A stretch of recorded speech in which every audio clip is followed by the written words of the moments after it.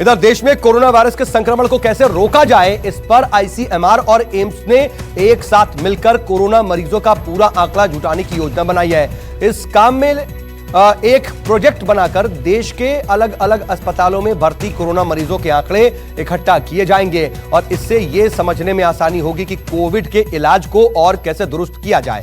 इस प्रोजेक्ट को national clinical registry का नाम दिया गया है। दिव्या अग्रवाल मेरे साथ मेरी सहयोगी जुड़ रही हैं। दिव्या, अब ये जो साझा तौर पर इस पूरी रिपोर्ट को तैयार करने की कोशिश है, इससे क्या फर्क पड़ जाएगा?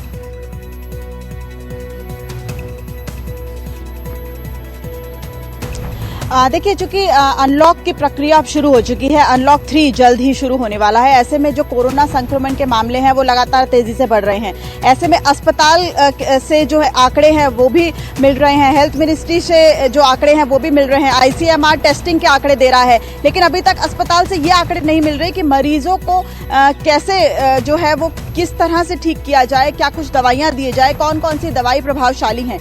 इसी वजह से आईसीएमआर जो है वो क्लिनिकल कोविड टेस्टिंग कर रहा है, जिससे क्लिनिकल ट्रायल में जो है वो मदद मिलेगी और नई दवाइयां इजाद की जा सकेंगी, जिससे कि अगर कोरोना होता भी है लोगों को तो वो जल्द से जल्द कैसे ठीक हो पाए उसमें मदद मिलेगी। यानी ये एक बहुत ही अच्छी प्रक्रिया है, एक पॉजिटिविटी की तरफ जो आईसीएमआर है वो बढ़ रहा है, जिससे कि पता चलेगा कि आखिर मरीजों को किस तरह से ठीक किया जा सके। ठीक है। और इधर मणिपुर से खबर है, जहां पर चंदेल में असम राइफल्स के 3 जवान शहीद हो गए। दरअसल उग्रवादियों के हमले में 3 जवान शहीद हुए हैं और 4 जवान घायल होने की खबर है। बता दें कि उग्रवादियों का यह हमला म्यांमार बॉर्डर के पास हुआ। बताया यह जा रहा है कि घात लगाए हथियारबंद पीएलए के उग्रवादियों ने अचानक जवानों पर फायरिंग शुरू कर दी। उग्रवादियों ने पहले एक आईईडी विस्फोट किया और फिर सैनिकों पर गोलियां चलाई। मनीष कुमार मेरे सहयोगी मेरे साथ जुड़ रहे हैं। मनीष, इस बारे में क्या जानकारी पूरी और मिल पा रही है? देखिए, आर्मी की तरफ से बयान अवेटेड है, अभी तक कोई आधिकारिक बयान नहीं है, लेकिन जो हमें जानकारी मिल पा रही है सौद की, ये तमाम जवान जो असम राइफल्स के हैं, करीब 15 इनकी संख्या थी, जो कि अपने बेस कैंप में लौट रहे थे पेट्रोलिंग के बाद, जिसके बाद आतंकियों ने घात लगाकर इंडिया म्यांमार बॉर्डर जो है वहाँ पे चंदेल में उन पे हमला किया गया, जिसमें 3 जवान शहीद हुए हैं, करीब 6 के आसपास जवान घायल हुए हैं। पहले इन्होंने आईडी ब्लास्ट किया, उसके बाद जैसे ही आईडी ब्लास्ट हुआ उसके बाद वहाँ जो आतंकी छुपे हुए थे, घात लगाकर उन्होंने गोलीबारी शुरू कर दी, जिसमें हमारे जवान शहीद हुए। तो जाहिर तौर पर इससे पहले 2015 में ऐसे इंसिडेंट देखे गए थे। पीपल लिबरेशन आर्मी जो कि मणिपुर की एक आतंकी संगठन है, वो इस हमले के पीछे है। और सबसे बड़ी बात कि स्वतंत्रता दिवस के पहले इस घटना को आतंकियों ने अंजाम दिया है। तो जाहिर तौर पर वहां पे सेना जो है वो बहुत चौकन्ना हो गई है। ठीक है, लेकिन अभी इस हमले के बाद क्या कुछ कोई ऑपरेशन चल रहा है, सर्च ऑपरेशन, कॉम्बिंग ऑपरेशन?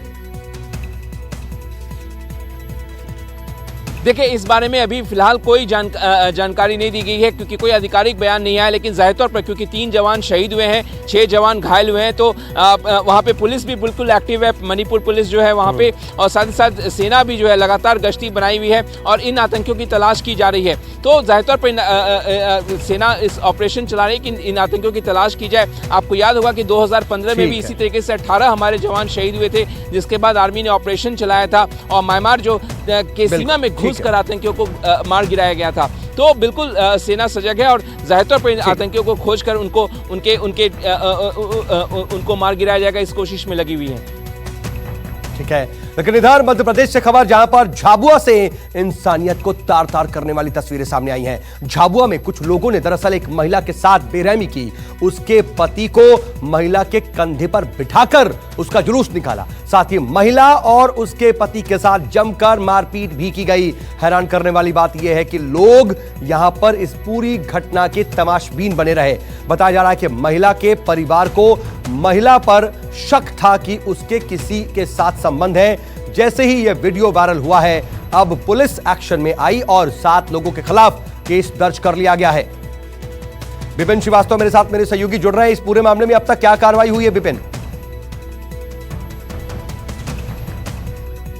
दर्ज किया गया है, वो 7 लोग वो थे जो उसके घर वाले बताए जा रहे हैं महिला के, और साथ में ये जो प्रथा है, जो इसे ये कहा जा सकता है कि झाबुआ जो मध्य प्रदेश का है, यहाँ पर आदिवासी का इलाका है और ऐसे में वहाँ पर इस तरह की कहा जाता है कि ये सजाएं के तौर पर इस तरह से पहले भी देती जाती रही हैं और पिछले महीने भी इस तरह की घटना हुई थी। हालांकि इस बार ऐसा पहला मौका है कि जब महिला ने शिकायत दर्ज कराई और इसके बाद पुलिस को एक्शन लेना पड़ा, क्योंकि इस तरह से जब भी इस तरह के मामले आते रहे तब जो महिला है वो अपने पति को कंधे पर बिठाकर पूरे गाँव में इस तरह से तालिबानी तरीके से घुमाया जाता है और इस तरह से ये झाबुआ में एक बार फिर हुआ है। लेकिन पुलिस इस बार शिकायत के बाद एक्शन के मोड में है और 7 लोगों के खिलाफ मामला दर्ज किया गया है। और जाहिर सी बात है कि इस तरह की जो परंपराएं आज की 21वीं सदी में अगर इस तरह की घटनाएं होती हैं तो जाहिर सी बात है कि सवाल बहुत सारे खड़े होते हैं कि इस तरह से अगर एक महिला अपने पति को पूरे गाँव में घुमाती है तो इस तरह की जो सजाएं देने का यहाँ पर सिलसिला यहाँ पर लंबे समय से चलता आ रहा है। लेकिन हालांकि इस बार पुलिस जो है उन पर मामला दर्ज करके उन पर जो है उनकी गिरफ्तारी करेगी, उनसे पूछताछ करेगी। इसके बाद